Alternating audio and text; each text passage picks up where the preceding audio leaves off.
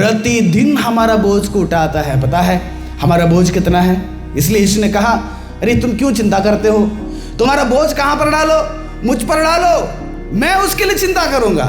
आपकी चिंता को, बोझ को प्रभु यीशु उठाते हैं। आपका एक ऐसे बड़ा बोझ है, वो अभी तक मनुष्य ने उठा रहा है, उसको कहाँ पर डालना है? नदी में जाते हैं डालने के लिए, चट्टान में जाते हैं डालने के लिए, मंदिरों में जाते हैं डालने के लिए। कौन सा बोझ? पाप का बोझ, है ना। लोग सोचते हैं कि मेरा बुरे कर्म कहाँ पर छूट जाएगा, बुरे कर्म कहाँ पर मेरा हट जाएगा, बुरे कर्म से कैसे बाहर आ जाना चाहिए। हर मनुष्यों ने अपने पाप से विमुक्ति पाने के लिए, अपने पाप से बाहर आने के लिए, पाप को धोने के लिए कहाँ कहाँ नहीं जाते हैं, है ना। नदियों में जाकर डुबकी लगाते हैं, पहाड़ों में जाकर तपस्या करते हैं, पैदल यात्रा करते हैं, पता नहीं कहीं नदी का पानी लेकर आके दूसरी नदी में डालते हैं, हिमालय में जाते हैं, तपस्या करते हैं, अनेक धर्म की क्या बोलते हैं पवित्र स्थानों में जाते हैं, वहां पर जाकर पानी चढ़ाते हैं, भेंट चढ़ाते हैं, हर चीजों को चढ़ाते हैं, ताकि लोगों के मन में यह है कि मेरा पाप का बोझ क्या करें, उतर जाए।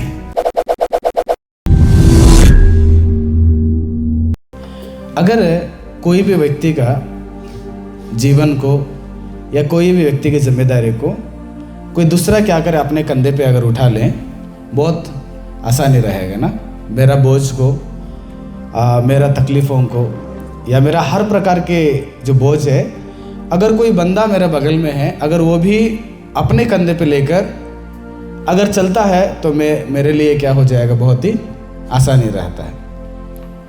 और उतना ही नहीं, अगर मेरे बारे में दुनिया या मेरे घर परिवार के लोग या संसार के लोग, मेरे रिश्तेदार, मेरे फ्रेंड्स जितने भी लोग हैं, अपने दिल में अगर मेरे लिए जगह नहीं है, अगर ऐसे एक बंदा मिले, एक ऐसे व्यक्ति मिले जो मेरा नाम को भी क्या करता है, अपने दिल में रखकर याद करता हो, तो दिन में और जीवन में हमारे लिए क्या होगा, बहुत ही सुकून लगता है। वो मेरा भी बोझ उठाने के लिए एक व्यक्ति मेरे साथ है, और मेरा भी नाम को अपने दिल में रखकर याद करने वाले एक व्यक्ति मेरे साथ है करके हमारे लिए क्या हो जाएगा, एक बहुत बड़ा ताकत मिलता है। भला एक व्यक्ति मेरे लिए पैसा नहीं देता हो, भला व्यक्ति मेरे लिए जगह, अपना ज़मीन नहीं देता हो, लेकिन तकलीफ़ के समय में कहीं ना कहीं एक बोझ मेरा है, उस बोझ को उठाने के लिए एक व्यक्ति का सहारा चाहिए। अगर एक व्यक्ति मिल जाएगा, बहुत ही ताकत मिलता है। मुझे कोई याद नहीं कर रहा है, ऐसे परिस्थिति में एक व्यक्ति मुझे अपने दिल में मेरा नाम को रख के अगर याद करता हो, तो मेरे जीवन में बहुत ही सुकून मिलता है। साथ में एक चीज़ और है, अगर एक व्यक्ति है अपने कंधे पे मेरा बोझ उठाकर लेके जाना चाहता है, मेरा बोझ को अगर उठाने के लिए तैयार है, हर क्षण में आप कितने भी उसके साथ बुराई करते हो, लेकिन आपका बोझ को उठाने के लिए तैयार है, तो हमें भी फर्ज बनता है कि उसका भी बोझ हमें क्या करें, जरूरत के समय में लेकर आगे चलें। इसको बोलते इंसानियत, इसका बोलते एक मनुष्यत्व, है ना। केवल वही लेते रहे, अगर हम नहीं लेंगे तो कैसे रहेगा, हाँ। तब बोलेगा, लोग बोलेंगे इसको क्या बोलते हैं, ये तो इसके पास इंसानियत है ही नहीं, ये तो कौन है, हैवान है, ऐसा बोलेंगे ना। अगर लोग हमें याद करता, कोई हजारों करोड़ों के बीच में अगर एक व्यक्ति मुझे याद कर रहा अपने दिल में मेरा नाम रखे, तो मुझे भी एक फर्ज बनता है कि उसको भी मैं क्या करूं, बोलिएगा, याद करूं। अगर मैं उसको याद नहीं करूंगा, केवल वही बंदा मेरे याद करते रहेगा, तो इसको बोलते हैं बहुत गद्दारी, है ना, बहुत गद्दारी हो जाएगा। तो यही चीज़ पिछले दिन रात में लगभग 10 बजे रात को मुझे उस वचन के द्वारा मुझे याद आ गया। बाइबल में परमेश्वर ने जब इज़राइल लोगों को मिस्र देश से छुड़ाया ना, छुड़ाने के बाद सबसे पहला मंदिर, यानी कि एक जंगल में परमेश्वर ने क्या कर दिया, मूसा से बात किया कि मैं लोगों के बीच में रहना चाहता हूँ, लोगों के बीच में रहने के लिए मैं एक मेजरमेंट देना चाहता हूँ। उस ढंग से क्या करना, मूसा, हारून और कई सारे याजकों को इकट्ठा करके क्या करना, एक मंदिर को बना देना, एक मिलाप वाले तंबू, और उसका जो मेजरमेंट था ना, वो सारा चीज़ परमेश्वर ने बताया। एक जगह ऐसे था उस मंदिर में, उस मिलाप वाले तंबू के अंदर, जो वहाँ पर वाचा का संदूक रखा जाता था, और वहाँ पर कई सारे मेज रखा जाता था, वहाँ पर दिवट भी रखा जाता था। और उस जगह को 2 नाम रखा था परमेश्वर ने, एक पवित्र स्थान और दूसरा परम पवित्र स्थान। परमेश्वर का वो गर्भगुड़ी बोलते हैं। आज भी कहीं सारे मंदिरों में देखते हैं तो गर्भगुड़ी बोलते हैं ना। हाँ, पवित्र स्थान और परम पवित्र स्थान। पवित्र स्थान में और परम पवित्र स्थान में प्रवेश करने वालों को बोलते हैं याजक। और परम पवित्र स्थान में साल में एक ही बार जाना था। वहां पर परमेश्वर को वाचा का संदूक रहता था, करोबों को बना हुआ एक क्या बोलते हैं एक संदूक रहता था। वहां पर साल में एक बार महायाजक क्या करना है, वहां पर जाना है। बाइबल बताती है जहां पर वाचा का संदूक है वहां पर परमेश्वर का महिमा उपस्थित रहता था। परमेश्वर उन केरोबियों, जो केरोब बनाया गया था उसके बीच में परमेश्वर ने उपस्थित रहते थे। वहां पर रहकर परमेश्वर ने महायाजकों के द्वारा उनके करने वाले विनतियां, उनके करने वाला हर एक जरूरतें उस मिलाप वाले संदूक जहां रहता था वहां से याजकों के द्वारा क्या करते थे, परमेश्वर उनके प्रार्थनाओं को सुना करते थे। तो इस बीच में जो परम पवित्र स्थान में या पवित्र स्थान में जाने वाले जो याजक लोग कैसे जाना चाहिए था पता आप लोगों को? यही चीज मुझे रात में बहुत ही मन लग गया, बहुत अच्छा लगा मुझे। रात भर मैं बताता हूँ, रात में लेकर सुबह तक उसको याद किया मैंने।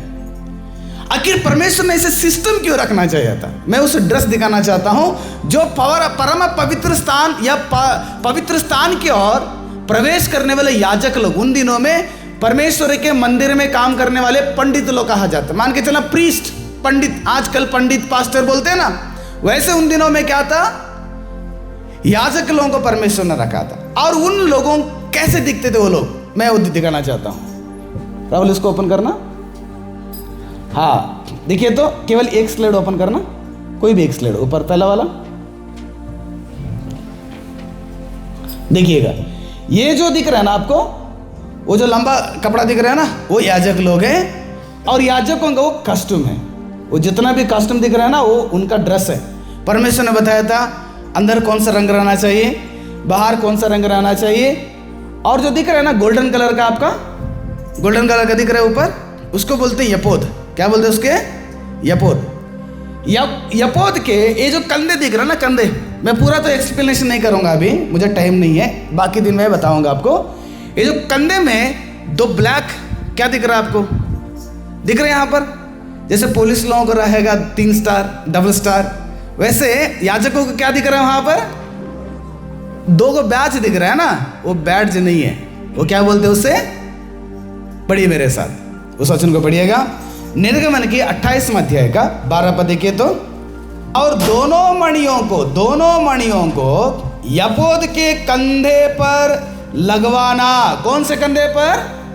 यपोद के कंधे, देख रहे ना वो जो गोल्डन दिख रहा है ना, वो कौन है, वो क्या है, वो यपोद है।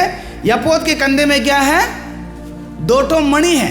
यहां पर कंधे पर क्या है, वहां पर फिर से पढ़ेंगे, और दोनों मणियों को यपोद के कंधे पर लगवाना। कौन से कंधे पर? यपोद के कंधे पर लगवाना। वे इज़राइलियों के निमित्त स्मरण दिलाने वाले मणि ठहरेंगे, अर्थात हारून उनके नाम यहोवा के आगे अपने दोनों कंधों पर स्मरण के लिए लगाए रहें। देखिएगा उस अध्याय को जाके पढ़िएगा, वहां पर ऐसे लिखा गया है कि इस यपोद जब भी बनाया जाता है, यपोद के ऊपर 2 मणि लगाना चाहिए, ठीक है, 2 मणि लगाना चाहिए। और ये दोनों मणि के ऊपर इस तरफ और इस तरफ लेफ्ट जो कंधे हैं ना, इस पर 6 गोत्रों का नाम रहना है, और राइट पर जो कंधे हैं, यहां पर जो मणि है वहां पर भी 6 लोगों का नाम रहना चाहिए। कितने लोगों का? टोटल 12 लोग, इधर 6 और इधर 6 थे। और ये 6 किसका नाम था पता है? वो याकूब के और प्लस यूसुफ के। यूसुफ को हटा के तो यूसुफ को 2 बेटे, लगभग कितना 12 गोत्रों के नाम यहां पर रखना था। मान के चलना, रूबेन, इसाकार, गाद, नफ्ताली, ऐसे 12 नाम है ना याकूब का। उन 12 लोगों को इज़राइली कहते थे उस समय में। परमेश्वर ने कहा ये याजक लोग एक कॉस्ट्यूम पहनकर इस यफोद के कंधे पर 12 नाम लेकर कहां पर आना चाहिए? मेरे मिलाप वाले तंबू के पास आना चाहिए, जहां पर मेरे साथ याजक लोग बात करते हैं। कहां पर? कंधे पर। दूसरा, उसी अध्याय का 29वां पद पढ़ेंगे हम। Next slide. उसी अध्याय का 29वां पद पढ़ेंगे। और जब जब हारून पवित्र स्थान में प्रवेश करें, कब कब?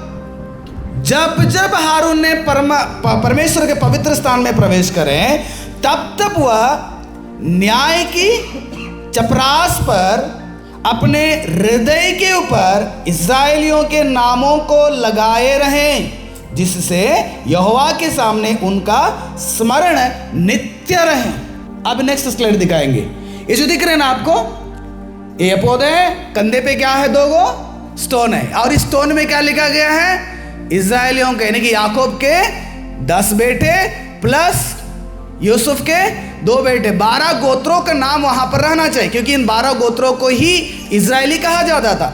इजरायलियों को रिप्रेजेंट करने के लिए, सारे इजरायलियों को परमेश्वर के सामने लेके जाने के लिए एक व्यक्ति 2 कंधों पर उठाकर उनके नामों को कहां पर जाना है? परमेश्वर के स्थान में जाना है। नेक्स्ट, परमेश्वर ने कहा यही यपोत के सामने, यहां पर, कहां पर? छाती। ये छाती पर भी कितने मणियां हैं? 12 मणि लगाना चाहिए। कितना? 12 मणि लगाना चाहिए। एक एक मणि के ऊपर एक एक गोत्र का नाम लिखना चाहिए। मान के चलना, रूबेन एक गोत्र है, एक मणि के ऊपर किसका नाम? रूबेन। और इस्साकार एक गोत्र है, इस्साकार का एक मणि। ऐसे जबलून, नफ्ताली, गाद, ऐसे सारे 12 गोत्रों के नाम क्या करना? एक एक मणि में लिखने लेना चाहिए। प्रभु ने कहा जब जब हारून ये यपोत को पहन के पवित्र स्थान के पास आता है, क्यों आता है पवित्र स्थान के पास? मेरे साथ मुलाकात करने के लिए, मेरे साथ बात करने के लिए। तब हारून से पहले मैं किसको देखना चाहता हूं? 12 गोत्रों का नाम देखना चाहता हूं। हारून आने से पहले, जब हारून आ रहा है, हारून के छाती पर क्या रहना चाहिए? 12 नाम, 12 गोत्र का नाम रहना चाहिए। जब हारून पवित्र स्थान पर प्रवेश करता है, तब कंधे पर क्या होना चाहिए? 2 मणि रहना चाहिए। ये 2 चीजों को मैं जब देखा, मैंने सोचा कि ये मणि या ये नाम कंधे पर क्यों रहना चाहिए, ये छाती पर क्यों रहना चाहिए? सही में प्रियो, बाइबल में जैसे हारून लेवी गोत्र के लोग याजक का काम करते थे ना, याजक का काम क्या है? इज़राइल लोगों का हर निवेदन को परमेश्वर के पास लेकर जाने के लिए एक बिचवाई काम करते थे। इज़राइलों का हर पापों को क्षमा करने के लिए बलि चढ़ाने के बाद उस बलि का लहू लेकर जाकर पौरमा पवित्र स्थान में रहने वाले उस मिलाप वाले संदूक के ऊपर क्या करना चाहिए था? छिड़काना चाहिए था। कौन? याजक लोग। यानी कि इस तरफ इज़राइल के लोग हैं, एक तरफ परमेश्वर है। इज़राइल लोगों के लिए याजक क्या करते थे उस समय में? परमेश्वर के सम्मुख में बिचवाई काम करते थे, उसको बोलते याजक। बाइबल में क्वेश्चन है, उसको पढ़ के आगे जाएंगे। इब्रानियों का ग्रंथ 4 अध्याय का 14 पद पढ़िएगा। सो जब हमारा एक ऐसा बड़ा महायाजक है, किसका? इज़राइलियों का महायाजक कौन है? हारून थे। इज़राइलों के लिए परमेश्वर के पास प्रार्थना करने वाले याजक कौन थे? लेवी गोत्र के लोग थे। लेकिन अब सारे जगत के सारे मनुष्यों के लिए, सारे जाति के लोगों के लिए एक महायाजक आया हुआ है। वो कौन है पता है? आगे पढ़िएगा। जो स्वर्गों से होकर गया है, अर्थात परमेश्वर का पुत्र यीशु। कौन है हमारा याजक? बोलिएगा, हमारा याजक कौन है? प्रभु यीशु मसीह। आप ध्यान से सुनिएगा। यहां पर रहने वाला याजक जो है, इस यपोत के ऊपर 2 पत्थरों को रखकर 12 गोत्र के लोगों को परमेश्वर के सम्मुख में लेके जाता था। यानी कि एक कंधे जो है ना, हमें यह दर्शाता है। बोलिएगा, जब आप लोग पानी लाने के लिए जाते हैं तो गड़ा कहां पर उठा के लेकर आते हैं? कंधे पर उठा के लेकर आ जाते हैं। जब आप लोगों को कहा जाएगा कि एक बहुत बड़ा भारी वाला चावल का बोरा उठा के लेकर आइएगा तो कहां पर उठा के लेकर आते हैं आप? कंधे पर उठा के लेकर आ जाते हैं। मान के चलो कहीं पर रास्ते में एक आदमी गिर गया है, उस आदमी को कहां पर उठा के लेकर आते हैं आप? बिना कंधा आपको भारी उठा ही नहीं सकते आप। बिना कंधे के सहारे आप कोई भी वस्तु को उठा नहीं पाएंगे। आप उठा पाएंगे क्या? एक छोटा सा पत्थर भी उठाना है ना तो आपको क्या चाहिए? सहारा, कंधा चाहिए। परमेश्वर ने यह दिखाना चाहते थे ना, जिस ढंग से याजक लोगों ने अपने कंधे पर 12 गोत्रों के 2 पत्थर उठाते थे ना, वैसे सारे जगत के एक एक मनुष्यों का बोझ में क्या करने वाला हूं? मैं उठाने वाला हूं। सही में प्रियो, प्रभु यीशु मसीह ने हर मनुष्य को कैसे अपने कंधे पर उठाते हैं पता है क्या? लूका का सुसमाचार, मुझे लगता है लूका का 15 अध्याय का 15 पद में ऐसे लिखा गया है कि 15 अध्याय का 5 पद में, और जब मिल जाता है तब वह बड़े आनंद से कंधे पर उठा लेता है। कौन? एक यहां पर चरवाहा है। चरवाहा एक जंगल में चला गया भेड़ चराने के लिए। उसके पास 100 भेड़ थे और दिन से लेकर रात तक उसने क्या करते, शाम तक उस भेड़ों को चराया। जब चरवाहा घर को लौट के आ जाता है, कितना भेड़ वहां पर था? 99 भेड़ था। काउंट करने लगा, 1 2 3 4 5, कितना आ गया है मेरे भेड़शाला में? 99। अरे ये कहां पर है? एक तो नहीं आया है, तो ये कहां पर फंस गया? जंगल में फंस गया। एक कहां पर है? जंगल में खो गया, भटक गया। अरे उसको कौन उठा के लेके गया? 99 भेड़ उसके सामने है, लेकिन उसका चिंता किसके पास है? एक अच्छी चरवाहा सोचता है कि मेरा भेड़ वहां पर है, उस भेड़ को मुझे ढूंढने के लिए जाना है। ये सारे घोंसाले में डालेगा, रातों रात ठंड में अंधेरा में क्या करेगा? उस भेड़ को ढूंढने के लिए चरवाहा दौड़ के जाएगा, एक लालटेन लगाएगा, ढूंढेगा। अरे ऐसे ढूंढेगा वो, ठीक है। चरवाहा का आवाज सुन के कहीं पर अगर गड्ढा में गिरा हो या कहीं पर झाड़ी में फंसा हो, वो बकरी क्या करेगा? बै बोलेगा वो। तब चरवाहा को पता चलेगा, अरे यार मेरा भेड़ कहां पर है? इधर फंसा हुआ है। अकेला जाता ढूंढने के लिए। पता है जब वो मिल जाता है ना, जब वो पा जाता है ना, बाइबल बताता है एक अच्छी चरवाहा उसको पैदल से नहीं लेके आएगा, उसको कहां पर उठा के लेकर आएगा? अपने कंधे पर उठा के लेकर आएगा। अरे भेड़ आप चिंता मत करो, मैं तेरा चरवाहा हूं। मैंने क्या कर दिया? आपको कंधे पे उठाकर लेकर जाने वाला हूं। सही में बाइबल बताता है, अभी जो भजन संहिता का 68 का 12 पद हमने पढ़ा था ना, 19वां पद, भजन संहिता का 28वां अध्याय का 19वां पद बताता है कि धन्य है प्रभु जो प्रतिदिन हमारा बोझ उठाता है। परमेश्वर क्या करता है हमारा?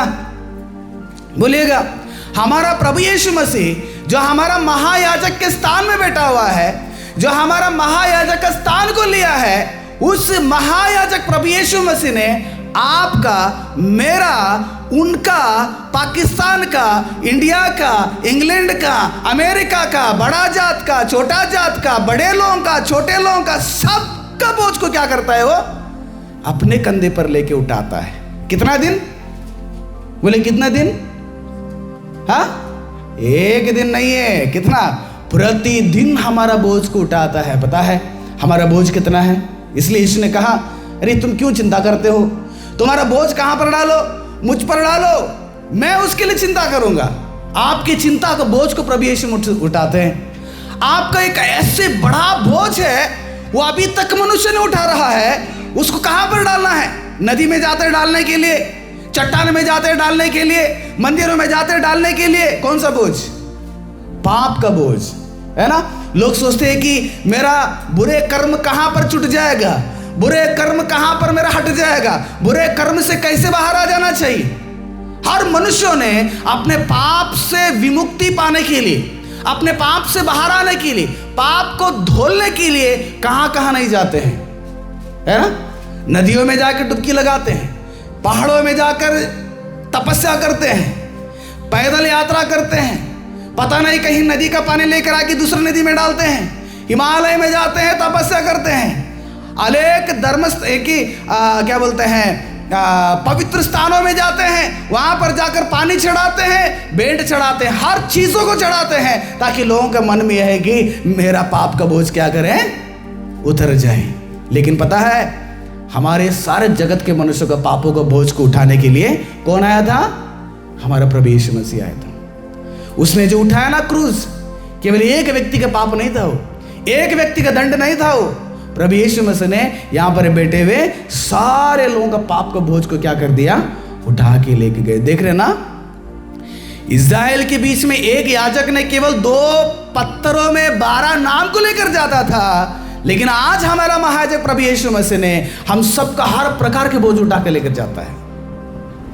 इसलिए गाना भी लिखा है ना, बोझ सबके उठा कर, हाँ उठा कर, हाँ गुनाह का उठा कर ओ लिए जा रहा है। कौन लेके जा रहा है? हमारा प्रभु यीशु महायाजक ने। आपके दुख का बोझ को उठाने के लिए तैयार हैं, आपके पाप का बोझ को उठाने के लिए तैयार हैं, आपके हर प्रकार के चिंता का बोझ को उठाने के लिए तैयार हैं। यीशु मसीह ने आपको बोझ को उठाने के लिए आए थे।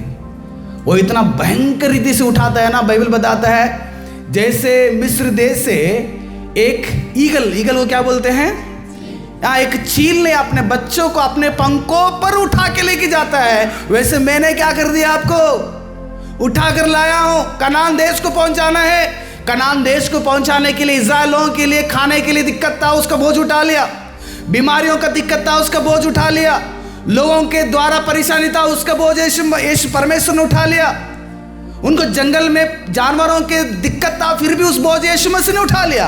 कोई भी प्रकार का बोझ उनके ऊपर नहीं थोपा, लेकिन यीशु मसीह ने वो सारा बोझ को क्या कर दिया, अपने कंधे पे उठा के लेके चला गया। देखो तुम्हारा और हमारा बोझ को यीशु मसीह ने कितना उठाते हैं। मुझे ये बताइएगा, दुनिया में आपको सहारा देने के लिए, आपको कंधे लगाने के लिए कोई भी नहीं है, लेकिन यीशु मसीह ने खड़ा हो गया है। आपने यीशु मसीह के कंधे को कंधे लगाने के लिए तैयार है?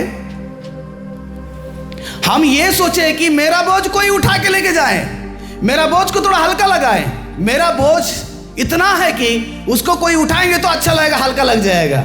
चलो यीशु मसीह ने आपका और हमारा बोझ उठा लिया, लेकिन यीशु मसीह का भी कुछ बोझ है, यीशु मसीह का भी कुछ वजन है। उसको कौन अपने कंधे में उठा के लेके जाने के लिए तैयार है? यीशु मसीह ने कहा, आपका बोझ मेरे ऊपर डाल दीजिएगा और मेरा बोझ क्या करना, तुम्हारे ऊपर लेके चलो। मेरा बोझ जो है ना हल्का है। तो यीशु मसीह का बोझ क्या है? आपके भी कंधे पर यीशु मसीह का बोझ होना चाहिए कि नहीं? केवल मेरा बोझ प्रभु आप उठा लेना, मैं आपका वजन नहीं उठाना चाहता, ऐसा बोलेंगे क्या? ऐसे बोलेंगे तो हम कौन है? गद्दार विश्वासी हैं, गद्दार मसीह हैं। हर मसीह के ऊपर भी परमेश्वर का एक बोझ है। आप सुसमाचार का बोझ उठा लीजिएगा, एक व्यक्ति को उद्धार के रास्ते में लाने के बोझ उठा लीजिएगा, एक व्यक्ति का अगर कोई भी प्रकार का परेशानी, उस परेशानी में आप सहायता करने वाला बोझ उठा लीजिएगा, पवित्र जीवन बिताने का बोझ उठा लीजिएगा। परमेश्वर का हर काम में आप आगे बढ़ने का बोझ उठा लीजिएगा। केवल यीशु मसीह मेरा बोझ उठाएंगे तो चलेगा क्या?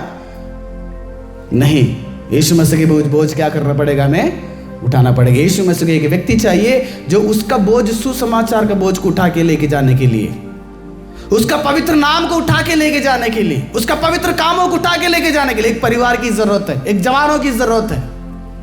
इसलिए जवान के पास क्या करता है, क्या रहता है? ताकत रहता है। जवान अपने, जब तक उसका ताकत रहेगा तब तक कि परमेश्वर को उस बोझ को क्या करना है, लेके जाना है करके परमेश्वर वचन बताता है। इसलिए परमेश्वर को जुआ क्या करना, उठाना हमारा भी फर्ज बनता है, हमारा फर्ज बनता है। इतने वजन है, पता हमारा कंधे, जब भी कंधे के बारे में ध्यान करता है बाइबल में, याद रखना ये बहुत भारी उठाता है, ये जिम्मेदारी उठाता है, ये कष्टों को उठाता है, ये परेशानी को उठाता है, ये हमारे भविष्य को उठाता है। ये सारा बोझ परमेश्वर ने हमारे लिए अपने कंधे पे क्या कर लिया, उठा के चला गया। तो फिर आज हमारा भी एक फर्ज बनता है कि प्रभु, जैसे तूने मेरा बोझ को उठा के लेके जा रहा है, वैसे मैंने आपकी जुआ को मेरे कंधे पे उठा के क्या करूंगा, संसार में मरने के दम तक मैं चलते रहूंगा। मैं अगर मनमानी करते रहूंगा, मैं अगर संसार की जिंदगी बिताते रहूंगा, मैंने मेरा अभिलाषा के पीछे दौड़ते रहूंगा, तो आप सही विश्वासी नहीं हो, आप सही व्यक्ति नहीं हो परमेश्वर के लिए। आप एक गद्दार व्यक्ति हो, आप एक बेशर्म आदमी हो, आप एक बेशर्म विश्वासी हैं। जब आप परमेश्वर का बोझ उठाने के लिए तैयार नहीं, परमेश्वर के वचन को उठाने के लिए तैयार नहीं है। याद रखिएगा, पहला परमेश्वर ने अपना कंधे पर किसका बोझ को उठाते हैं? हाँ, आपके नाम को उठाते हैं। याद रखना, आपके नाम को उठा के क्या करते हैं परमेश्वर? हर रोज चलते हैं। हम कहीं पर भी रहें, लेकिन हमारा नाम को किसके कंधे पर रखते हैं? परमेश्वर ने अपने कंधे पे लेके जाता है। हर डेली प्रभु को याद करें, प्रभु कितना अच्छा है तू, मेरा नाम को अपने कंधे पे। यस। दूसरा कहां पर है? याजकों के शरीर में, यफोद में इजराइलियों के 12 गोत्रों के नाम कहां पर लिखा गया है? एक याजक का छाती पर लिखा गया है। याजकों के छाती पर जब भी याजक लोग परमेश्वर के उस मिलाप वाले तंबू में जाते हैं, सारे गोत्रों के रिप्रेजेंट में उस महायाजक ने परमेश्वर के पास जाना है। प्रभु, मैं अकेला नहीं आया हूं, मेरे साथ 12 गोत्र के लोग क्या है? मेरे साथ आए हुए हैं। परमेश्वर के सम्मुख में हारून के साथ 12 गोत्र के लोग यहां पर प्रवेश कर चुके हैं। याद रखिएगा, हमारा महायाजक प्रभु यीशु भी वही करता है। याजकों के ऊपर दिखता था, लेकिन अभी हमारा जो महायाजक है, उस महायाजक के अंदर छाती के ऊपर किसका नाम पता है? कहां पर है पता है? हमारा और आपका नाम कहां पर है? कहां पर है? अंदर है। याजक केवल नाम लिखता था, लेकिन हमारा महायाजक क्या करता पता है क्या? यशायाह नबी की किताब, किसी को मिला है तो पढ़िएगा। यशायाह नबी की किताब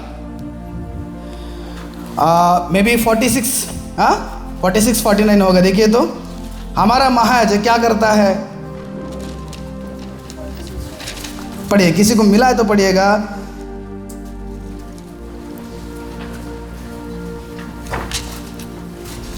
किसी को मिला है तो पढ़ेगा। ठीक है, 49-15 पढ़िएगा। आइज़ाया 49-15-16 पढ़ेंगे। क्या यह हो सकता है? हाँ, कि कोई माता हाँ, अपने दूध पीते बच्चे को भूल जाए, अपने दूध पीते बच्चे को भूल जाए, और अपने जन्माए हुए लड़के पर अपने जन्माए हुए लड़के पर दया ना करें। हाँ, वह तो भूल सकती ये भूल सकती है। दुनिया में हो रहे, माँ अपने बच्चों को भूलेगी, बाप अपने बच्चों को भूलेंगे, अनाथ बनाकर छोड़ दिए हैं, कूड़े में फेंक के चला गया। ये हो सकता है दुनिया में, लेकिन देखिए तो 16 पद में क्या लिखा गया है? परंतु मैं तुम्हें नहीं भूल सकता, क्योंकि मैंने तेरा चित्र अपने हथेली पर क्या कर लिया है? आजकल शाहरुख खान का नाम को, फोटो को खोद लेते हैं, है ना? लड़की का फोटो नाम को खोद लेते हैं। लड़की का नाम, लड़का का नाम, शाहरुख खान का, अमिताभ बच्चन का, जो दुनिया का मनुष्य का नाम फोटो खोदने से, या क्रिकेटर का जो अच्छा प्लेयर है उसका नाम खोदने से कोई नहीं मिलेगा। वो अपना घर बसा लिए हैं तुम्हें पागल बना के है ना? हम उसके पीछे पागल हो गए हैं। ओ ये अच्छा खेलता है, इसका नाम स्टेटस में डालो, इसका नाम यहाँ पर छाती में डालो। वो अपना नाम क्या कर दिया है? रोशन करके अपने घर बसा लिया। भला उसके बगल में रहने वाले, उनके आंखों के सामने दिखने वाले हजारों लोगों के लिए सहायता किया होगा, लेकिन आपके लिए क्या किया है? हा? अगर मान के चलना तुम्हारा घर बना के दे दिया, तब उसको आप नाम छपवा लेना चलेगा ना। तुम्हारे लिए दूध के लिए पैसा नहीं दिया है। हम कितना पागल है, उसका स्टेटस में डालकर क्या करें? पागल हो गए हैं। लेकिन परमेश्वर इतना पागल है हमारे पीछे कि आपका हर एक चित्र को क्या कर दिया है? छाप लिया है। देख लेना, दिल में याजक लोग पहाड़ में छापते थे, वो मोतियों में इस्राएलियों के नाम, लेकिन हमारा परमेश्वर ने कहां पर छाप लिया? यहां पर छाप लिया, क्योंकि आपसे इतना प्यार है। हम लोगों से इतना प्यार है। दुनिया में हमें प्यार नहीं करते, उसके पीछे हम पागल हो गए हैं। लेकिन हमें प्यार कर रहा है तो पैदा होने से पहले तेरे लिए जमीन बना दिया, पैदा होने से पहले आसमान बना दिया, पैदा होने से पहले हवा बना दिया, पैदा होने से पहले फल फूल सब्जियां बना के दे दिया। एक खेला खाते हैं, कौन बनाया? परमेश्वर ने बनाया। तुमने कभी मांगा था परमेश्वर से, प्रभु मैं पैदा होने वाला, मुझे खेला बना के दे देना? हाँ? नहीं। उस परमेश्वर को पता है इसका नाम को मैंने क्या कर दिया?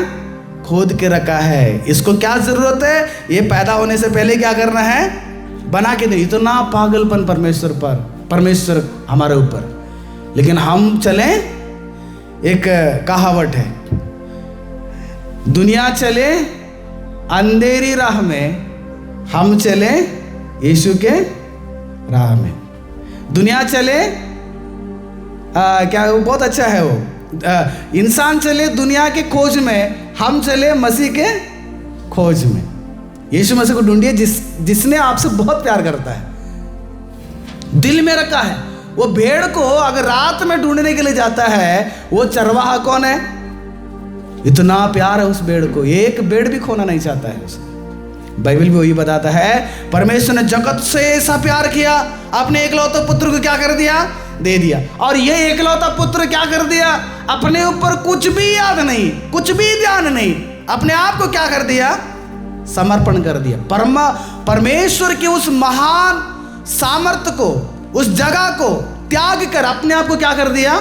शून्य बनाया, ताकि हमें क्या करे? इस संसार में बचाएं। देखो परमेश्वर कितना हम लोगों से प्यार करता है, कितना हम लोगों से इतना प्यार है। किसी को भी कोई भी दिक्कत होगा, सबसे पहले दर्द किसका होगा? परमेश्वर को होगा। लेकिन हम क्या कर रहे हैं? क्या कर रहे हैं हम लोग? पढ़े मेरे साथ, यूहन्ना रचित सुसमाचार 17 अध्याय का 9 पद पढ़ेंगे। मैं उनके लिए विनती करता हूँ। मैं उनके लिए विनती करता हूं। किन के लिए? 17 अध्याय किस चीज के लिए लिखा गया है? 17 अध्याय कंप्लीट यीशु मसीह का प्रार्थना के बारे में लिखा गया है ना। यीशु मसीह ने अपने चेलों के लिए प्रार्थना कर रहा है। यीशु मसीह ने सारे जगत के मनुष्यों के लिए प्रार्थना कर रहे हैं। बोल रहे हैं कि मैं क्या करूंगा? इनके लिए प्रार्थना करता रहूंगा। करता हूं, संसार के लिए विनती नहीं करता हूं, परंतु उन्हीं के लिए जिन्हें तूने मुझे दिया है, क्योंकि वे कौन है? तेरा है। यीशु ने कहा है कि मैं संसार के लिए नहीं मांग रहा हूं, मैं किसके लिए मांग रहा हूं? इन मनुष्यों के लिए मांग रहा हूं जिसने आपने मुझे दिया था, क्योंकि ये सब लोग कौन है? आपके पिता। देखो हमारा महायाजक परमेश्वर से क्या कर रहे हैं? हमारे लिए विनती कर रहे हैं। जल्दी से उठकर हम हमारे लिए विनती नहीं करते हैं। हाँ, यहां पर आपके लिए रसोई घर में तो खाना बना दिया गया, लेकिन खाना कौन है? बनाए हुए आदमी खाएंगे तो तुम्हारा पेट भरेगा क्या? हमारा समस्या क्या पता है? हम लोग प्रार्थनाएं कहां पर देते हैं? पास्टर जी को देते हैं, पास्टर जी आप प्रार्थना करो, लेकिन कभी भी हम प्रार्थना हमारे लिए नहीं करते। दुनिया में यही हो रहा है। बड़े पास्टर है, उसके लिए एक चिट्ठी लिखो, उसमें एक 10,000 रुपये डाल देना। वो पास्टर जी क्या करेंगे? आपके लिए प्रार्थना करेंगे, महीना में 5,000 हमको दे दो। ये आदमी क्या करेगा? ट्रांसफर करते रहेगा, 8 महीना में एक चिट्ठी भेजते रहेगा। वो प्रार्थना करते रहेंगे तो आपको ठीक होगा क्या? नहीं, आपको भी प्रार्थना करना चाहिए। यीशु ने यहां पर सिखाया, एक महायाजक होने के नाते पिता के पास यीशु मसीह ने क्या कर रहा? हमारे लिए विनती चढ़ा रहा है, विनती चढ़ा रहा है, विनती चढ़ा रहा है। लेकिन हम लोग क्या कर रहे हैं? बिस्तर में पड़ा रहे हैं, बिस्तर में पड़ा रहे हैं। ऐसे होगा तो क्या होगा? जिंदगी बहुत मुश्किल रहेगा। हम संसार के चक्कर में हैं, यीशु मसीह हमारे बचाने के चक्कर में। हमें बचाने के लिए यीशु मसीह ने अपने जान को कुर्बान कर रहा है। हमें बचाने के लिए यीशु मसीह ने अपने आगमन को रोक के रखा है।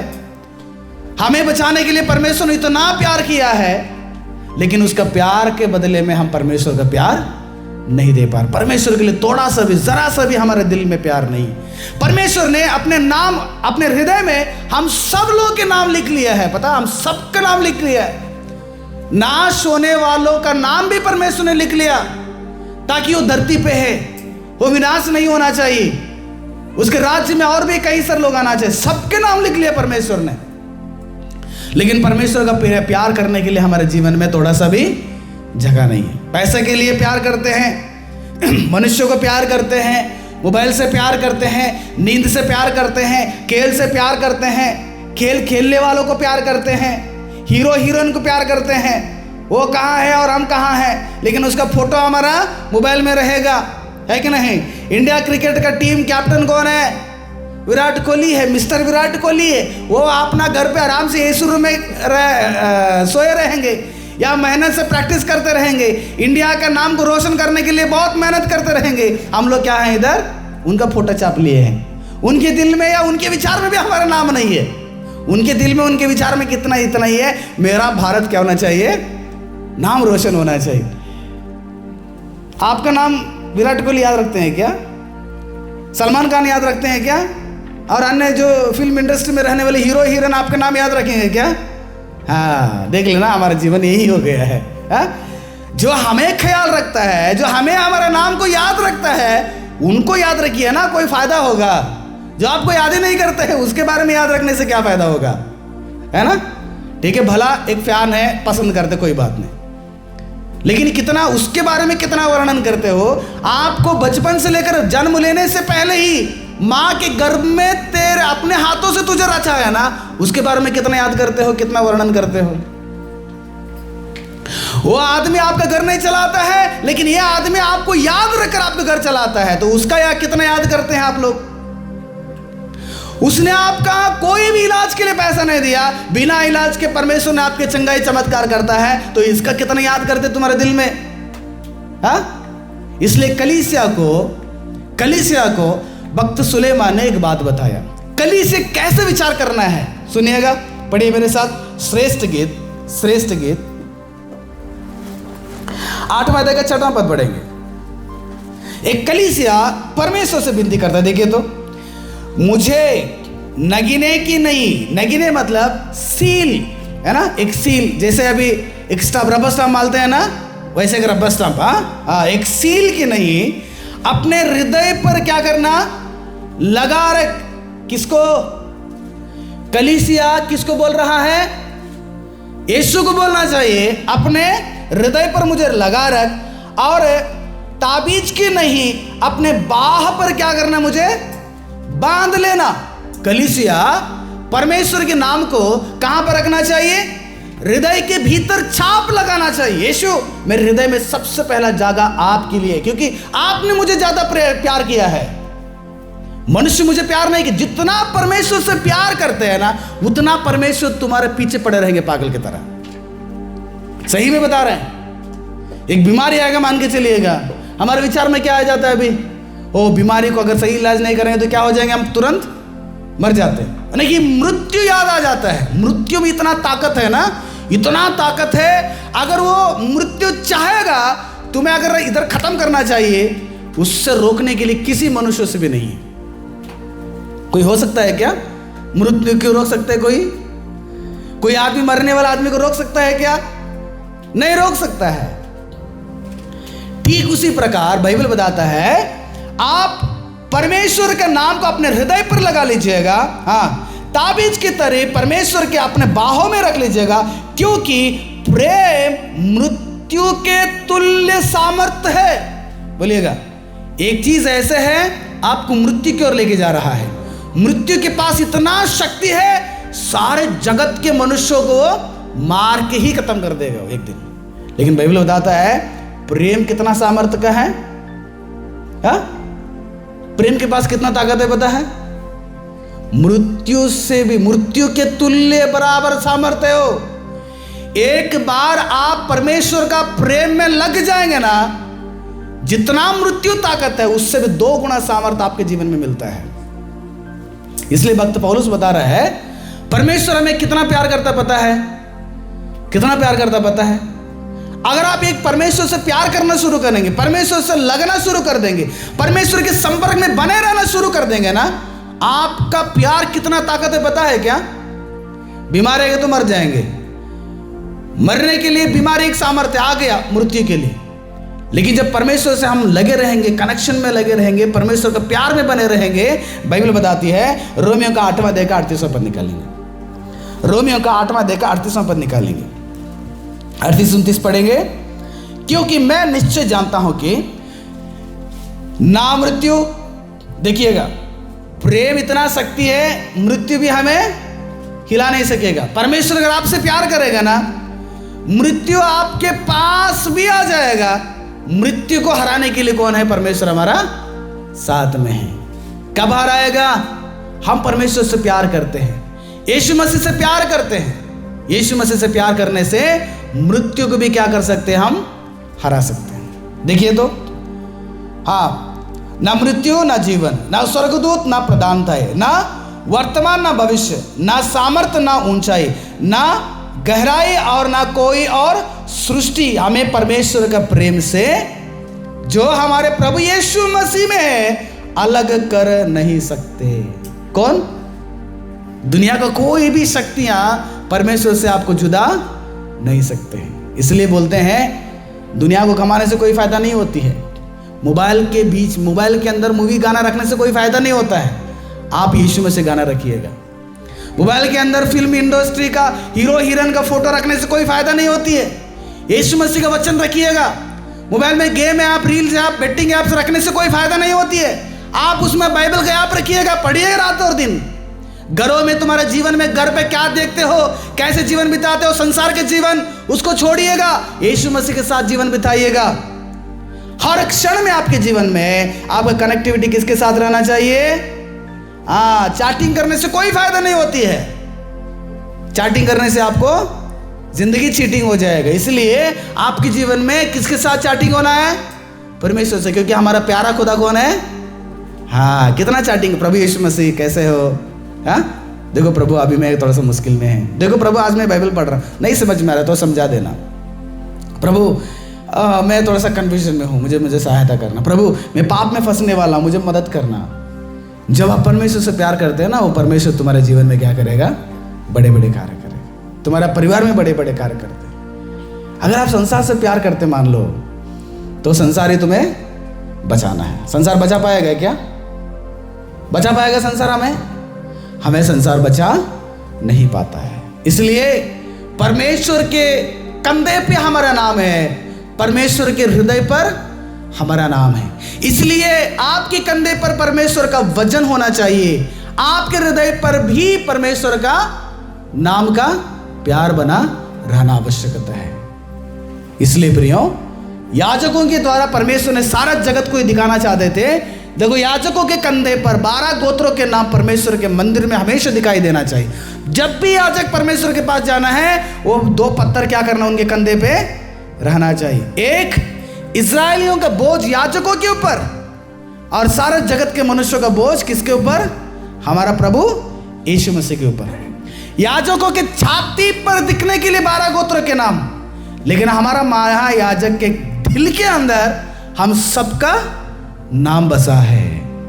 देख लेना कितना परमेश्वर हमारा प्यार करता है। ऐसा प्यार हमारे जीवन में चाहिए ना? सही में चाहिए।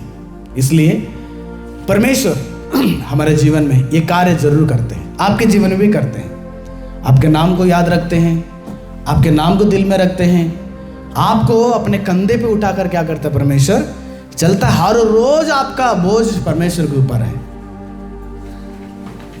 एक दिन ऐसे नहीं परमेश्वर हमारे बारे में सोचता हो। हर दिन परमेश्वर क्या करते हैं? उत्तम के बारे में सोचते हैं। यहाँ पर बैठे हुए सबके बारे में परमेश्वर सोचते हैं। इसलिए रोटी मिलता है, इसलिए स्वस्थ मिलता है, इसलिए घर मिलता है, इसलिए गाड़ी भी मिलता है ना? और आने वाले दिनों में ऐसे ही जीवन बिताएंगे तो क्या मिलेगा? हम सब लोग इंतजार में हैं। क्या है वो? स्वर्ग की आशाएं हैं। वो स्वर्ग भी क्या करेगा? हमें मिलेगा।